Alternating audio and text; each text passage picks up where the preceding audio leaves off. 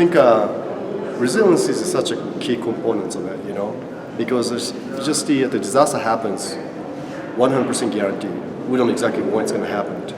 So, but prepare right now just makes a huge difference, just gigantic differences. That's something that we notice just being from disasters. You know what I mean? Yeah.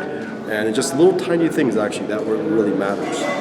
And I think that kind of things like that just kind of keep that makes a big difference.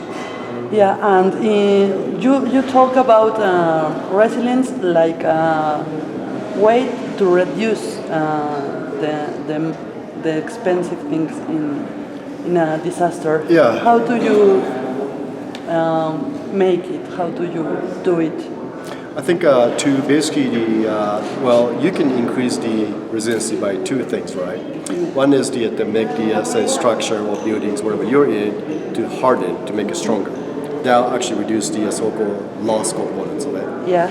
So how we do it? Well, we do seismic strengthening of the buildings, schools and stuff like that. So we do actually seismic strengthening, which usually cost structure is about 1%, 2% of the replacement cost. It's very affordable actually. Second thing is you can reduce the downtime by the prepare for how actually respond to the disaster. For example, that each building should have the assessment protocol set up, to have engineers ready to stand by to assess the building or monitor the buildings. Yeah.